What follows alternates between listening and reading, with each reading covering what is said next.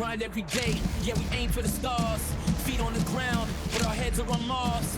Visions of cloud, echoes of them remain. We stand as one, headed for the Hall of Fame. We chase the lights till the final whistle. Believe it when we say we never settle. We chase the lights till the final whistle. Believe it when we reach the ultimate key. It is victory, victory, victory. One cool feature that you can do with the Pocket 3 when you're using it as a webcam is you can use the tracking feature, that one where you trace the box around the subject and it follows you. You could use that feature while you're making a Zoom call. This is the DJI Pocket 2 that was released in November of 2020, and this is the DJI Pocket 3 that was released in October of 2023. Which of these two cameras is the right camera for you in 2025? Today we're going to go over some of the key differences between these two cameras specifically, and maybe by the end of this video, you'll know which one of these two cameras is the right camera for you to spend your money on.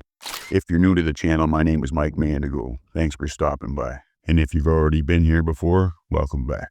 To start it off, even though these two cameras are geared more towards filming video, they are pretty good at capturing photos as well. The DJI Pocket 3 captures 9.4 megapixel photos,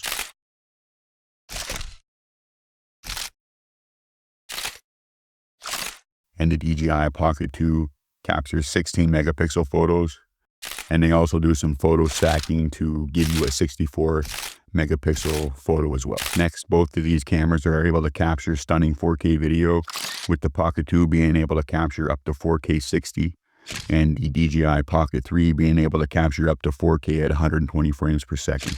The Pocket 2 has a 1/1.7 inch size sensor. Both cameras have the ability to record HLG, or hybrid log gamma. Inside the Pocket 2, we're getting 8-bit color. They give us a standard normal color profile, as well they give us a desaturated color profile called Cinelike D. DJI says this is for retaining more information in the shadows, and it helps with color grading. I've owned my Pocket 2 now since May of 2021, and my Pocket 3 I just recently picked up in September of 2024. I actually decided to wait a whole year before upgrading to the Pocket 3, just because I wanted to make sure it was worth the money. After seeing some creators posting some solid footage, and after doing some of my own research, I finally decided to pull the trigger. And let me tell you, I wasn't disappointed when the OP3 came in. Right away, I noticed a big difference in the quality of the footage and how much detail I was able to pick up, and also the low light performance was way better. Let me know in the comments if you recently upgraded to a Pocket 3, or if you're thinking about picking up a Pocket 3 in sometime in the near future. With the Pocket 3, we get an upgrade to 10-bit color.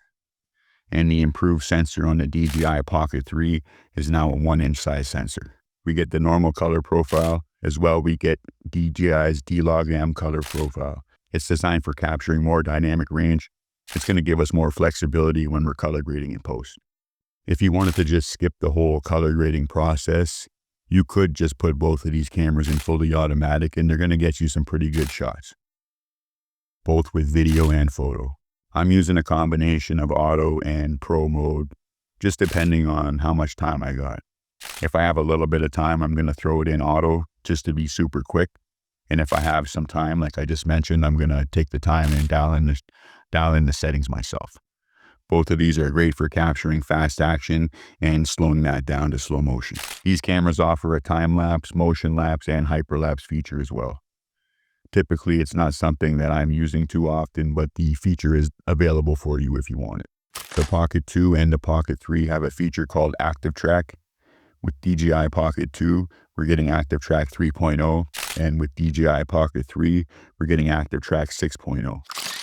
What this feature does is allows you to trace a box around a subject. Your camera is then going to do its best to follow that subject around using the gimbal, as long as it's not getting blocked off. It's a pretty cool feature for adding like movement to your shots if you're a solo creator. The only thing I don't like about it is sometimes it like puts too much space above your head. So typically that's the reason why I'm not using it. But the feature is there for you if you want it. You can pick up both of these cameras as standalone units, which means like just the camera itself. But to get the best bang for your buck, you're going to want to pick up the creator combo if you got the extra cash. Owning one of these creator combos is like having a little production studio with you at all times. Inside the creator combo, you're going to get the camera itself, a tripod, the wireless mic and wind muff, a wide angle lens attachment, an extra battery. With the DJI Pocket 3, you're also getting a little included bag that keeps all your stuff with you, and then you're able to take that with you on the go. With the Pocket 2, you're not getting a little bag that comes with it, unfortunately, but I was able to find a nice bag that holds all my stuff at Dollarama for $4. So I'm sure you could probably find something similar in the place where you're living. Another big difference between these two cameras is going to be when you want to hook up to the DJI Mimo app or your wireless mic. Don't forget, if you're trying to hook up your Pocket 2 to the Mimo app and you're not having any luck, make sure you got the do-it-all handle attached. That's going to allow you to have your Wi-Fi and your Bluetooth. I made the mistake of trying to hook up my Pocket 2 before without the do-it-all handle to the Mimo app, and I was messing around with it for a while. I didn't even know what the heck was going on until I finally clued in. So let that be like a little lesson for you, all right? With the Pocket 3, the Bluetooth and Wi-Fi is built in. You're able to quickly connect to the app. As well, you can sync to your DJI wireless mic too for seamless audio. So that is another one of the benefits to upgrading to the Pocket 3 if you're deciding to. As stated on DJI's website, both of these cameras are capturing internal 16-bit 48 kilohertz audio.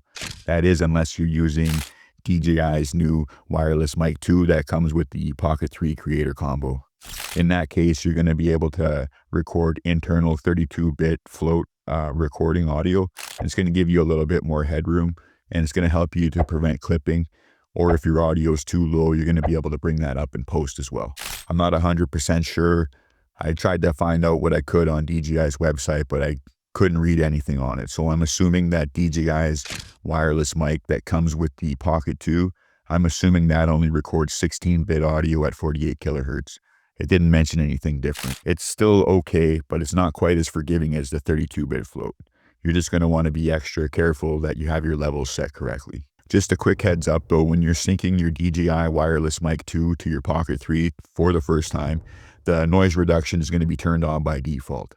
Another cool feature both of these cameras offer is the ability to be hooked up as a webcam to your PC or your Mac, as long as you're using a USB-C cable. One thing to be aware of is the footage does get downscaled to 1080p at 30 frames per second. I'm assuming it's to allow for easier streaming, but regardless, it still looked pretty good, and I didn't have any problems with connections or anything. Let us know in the comments if you know how to stream 4K from your Pocket 3. One cool feature that you can do with the Pocket 3 when you're using it as a webcam is you can use the tracking feature. That one where you trace the box around the subject and it follows you. You could use that feature while you're making a Zoom call. Like I mentioned earlier, though, it does put a lot of space above your head, so I would be kind of wary about using that. Personally, I wouldn't use it, but the feature is available for you if you want to try it out. The Pocket 2 has a small 1-inch touchscreen that's basically just a little bit bigger than the size of my thumbnail. And with the Pocket 3, we're getting a new, larger 2-inch rotatable touchscreen. That's quite the difference in size and function when you compare it against the Pocket 2. The rotatable screen on the Pocket 3 is going to allow you to film vertical videos while holding your camera in a vertical position. Typically before, you would have to turn your camera on its side to do this.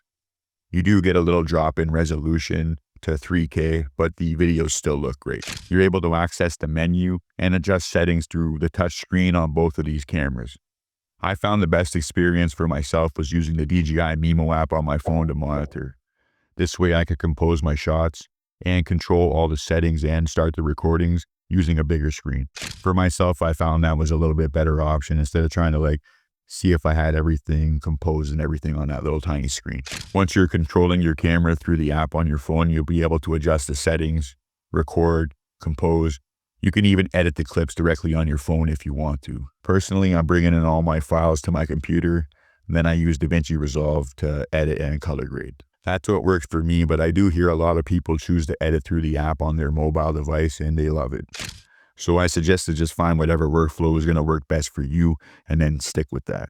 Next, we're going to touch on the battery performance for both of these cameras. Keep in mind that if you're doing a lot of moving around with the gimbal and and making the gimbal have to like compensate for your moving, that's going to cut into how much battery time you're going to get. So just take that with a little grain of salt, all right, when you're hearing these numbers here and like comparing that to how much actual time that you get when you're using your Pocket 2 or Pocket 3. DJI states that the Pocket 2 battery should last you approximately 140 minutes. And with the Pocket 3, they're stating that your battery should last approximately 166 minutes. Charging times are going to be a little bit different with these two cameras. For the Pocket 2, it's going to take you 73 minutes to get a full charge. And with the Pocket 3's new quick charge feature, you can get 80% of a charge off of 16 minutes charging and a full charge off of 32 minutes charging. That is if you're using a 65 watt or higher charger. This feature is pretty cool, and it's one of the reasons that helped me decide to grab the Pocket 3. Since the release of the Pocket 2 and the Pocket 3, there's been about a 3-year gap. In that time, DJI clearly listened to a lot of the feedback that they were hearing from other creators, and they were trying to iron out and wrinkle out some of the problems that they were having with the previous predecessor, the Pocket 2. The Pocket 3 feels like a more refined, better version of the Pocket 2. It's got a better sensor, better audio, better screen, and with built-in Bluetooth and Wi-Fi.